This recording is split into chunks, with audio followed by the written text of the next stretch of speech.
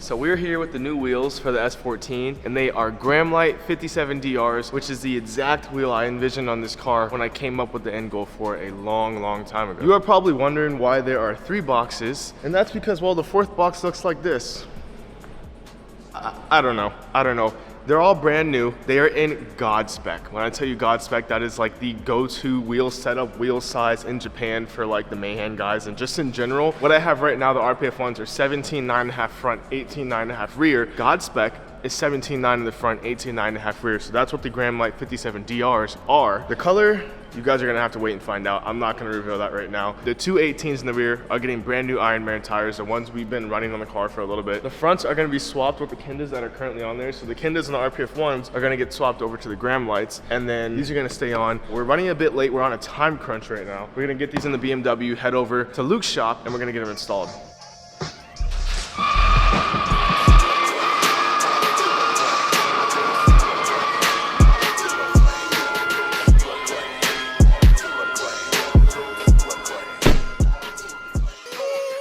Just closing this up. This is not a voiceover because my mic broke. Okay guys, so we are done. We're about to head to Luke's shop right now, and I will see you guys there. All right, you can see the rays in the back, but we got like a 20-minute drive down to Luke's shop. We're gonna get these on. You guys, depending if I film or not, we're gonna see once I get to the shop. You'll see the color. If not, you'll see when I get back to the actual shop. We still have to put them on. We still have to swap the fronts. I'm trying to arrange that. Today's Friday. I wanna have this all completely done, hopefully by the end of tomorrow. I was trying to aim for the end of today, which still might be a possibility. We'll just have to wait and see, but I'm just really eager to get these on. These have been sitting in the back of the shop for so long. I've had these and I just haven't told anyone. Only Luke and like 2 other people know. So this is gonna be a really cool thing, really cool surprise.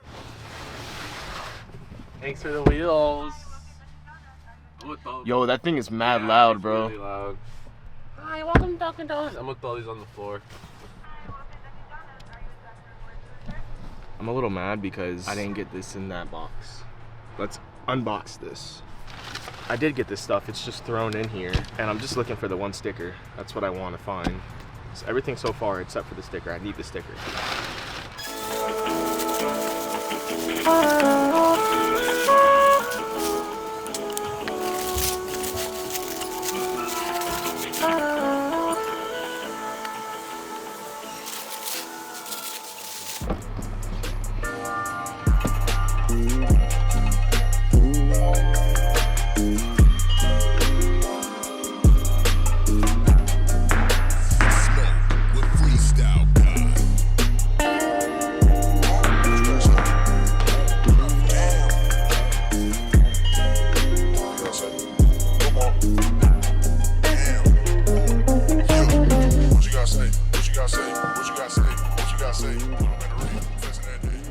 So, we are back in the shop. I'm gonna show you guys what the wheels look like. Look at these, dude. I've always been just a tad bit skeptical about black wheels and tires because the tires are black and they're a different shade, but I think this is gonna look really good and it's really gonna fit the car's look. I was gonna do gloss, but I don't think it matches the car and the look I was going for, so I stuck with semi-gloss. I think it's gonna look really good. We're gonna stop talking, we're gonna get these things mounted onto the car and take a look. I'm gonna pop these off and we can get the Gramlights on. In terms of bore size, RPF 1s and Gramlights both have 77.1 millimeter bore size. I do have a hub-centric ring on there, so it should be fine to just mount straight up. The only difference is these are plus 12, these are plus 15, I believe. Either 15 or 18 for the RPF 1s. I know the Grams are plus 12, so just the tiniest bit of fitment difference, but we're gonna see how they mount up. RPF 1s are way lighter than the Grams. I'm gonna put the weights on the screen, the weight difference between the Grams and the RPF 1s, so you guys can see the difference.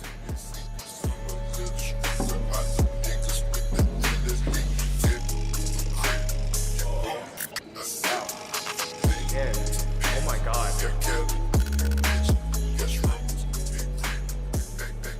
Wait till we get the side skirts back on. When the side skirts are back on, we drop the car down with all the wheels on. You guys will see it's gonna look really good.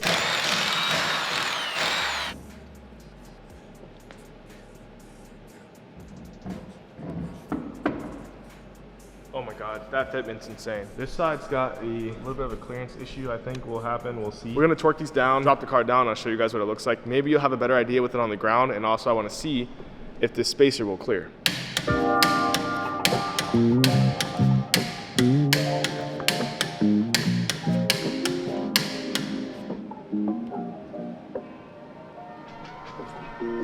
Talk about fitment. Holy crap.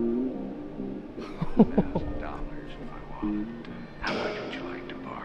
I don't think it'll have any problems clearing, and that fitment is fucking good. So the front RPF ones, which have our Kindas, need to go in the BMW, and then our 17 grams need to go in the BMW. We're gonna be swapping the Kindas from the RPF ones to the grams. I have some other Achilles, like ATR Sport 2s, in the back corner of the shop, and later in a different date, those are gonna go on because we can't do everything all at once. I can't fit that much stuff in the BMW. Thank you for the beep, beep, beep. Good morning, guys. We're about to get these off here and head over to Luke's shop.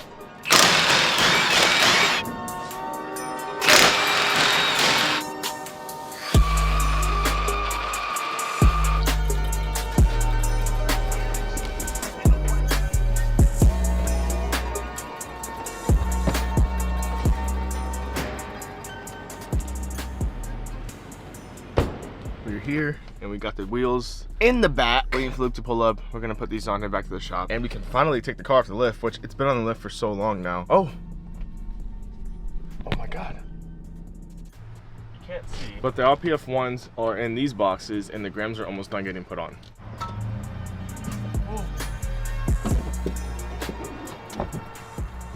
Back in the shop, we got a couple of things we have to handle. So first, we need to unload the RPF ones, put them in storage, and then we gotta take our grams out, put them on the car. We'll start the S14, back it out.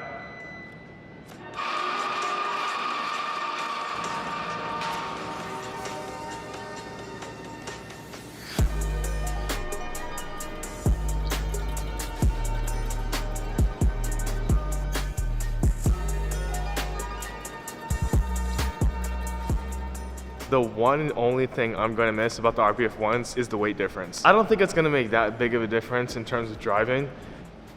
Whoa!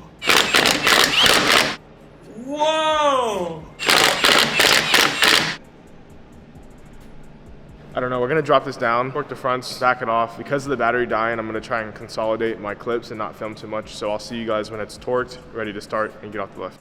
Before I start up the car, if you watched the last video, we did an oil change and had the car sitting without oil for a while. The car also has been on the lift, not started for a while, so I'm going to basically prime the entire motor. I'm gonna leave my ECU off since I have everything individually controlled. I'm gonna turn on the gauges, so now we just have main power and gauges. I'm just gonna crank the car until I see oil pressure, and that way we know the engine has pressure and I can actually start it and not have to worry about anything in the motor not getting oil. Make sure you give your starter a break so it doesn't get too hot either. And we're doing this so the oil pressure is created from the starter motor and not the actual firing of the engine.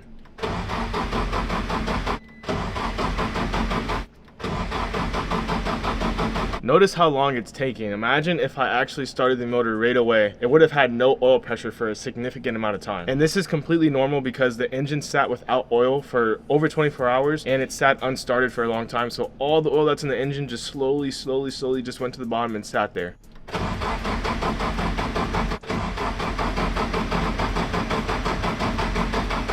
There we go. So I don't know if you guys just saw that, but it just jumped up to 10 PSI in oil pressure. So now I know that the entire engine is fully lubricated and we did it through the starter motor only and not through the running of the actual engine.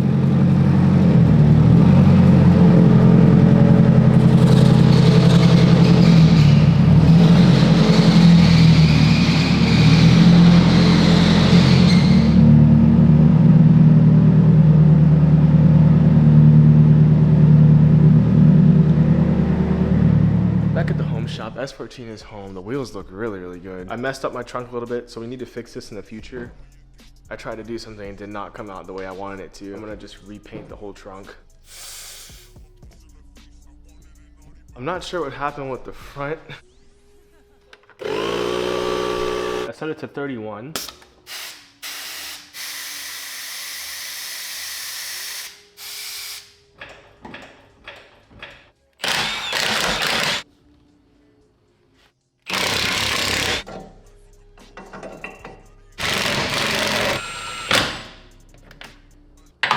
No!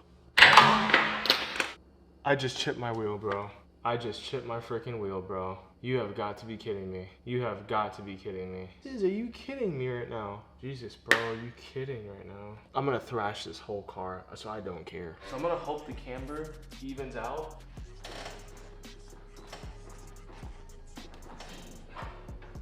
You guys see that?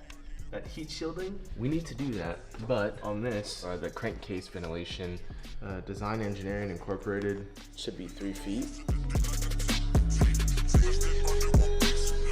it's just over a foot.